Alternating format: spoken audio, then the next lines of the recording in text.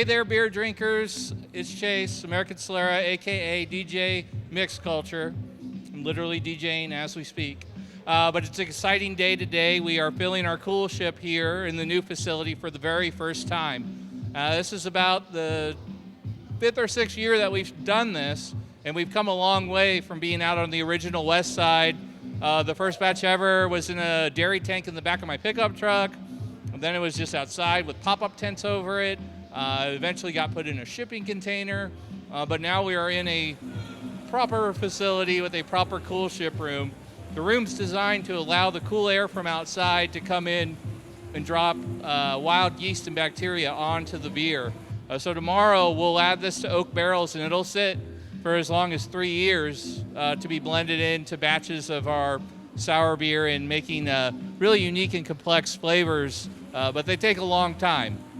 An interesting thing is that now we're in our new spot, and it's kind of more in the center of town, where we used to be much closer to the Arkansas River, and so the flavor profile may change some.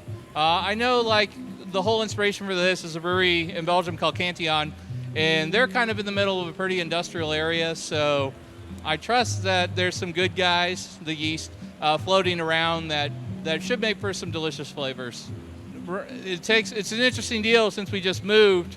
All of the old beer that we made in this way, we had to package so we could move. And so we're basically starting over. So there's Coolship Road Trip, a blueberry, a peach beer right now that you can have. We have several on draft, bottles to go. But you won't see spontaneous beer from us for a while until this stuff's at least a couple years old. We might start blending it with fruit. But like I said, these beers can take several years to produce, so we're kind of hitting reset a little bit, but kind of part of the growth as it is. So the big part about why they call it a coolship is it is a rustic old world technique where cooling down the beer. It's coming out of the kettle now, in the 200s, and overnight the cold air will blow across it and lower the temperature. And once we get below around 100 degrees, it's not so hot that the yeast that's in the air can live on it.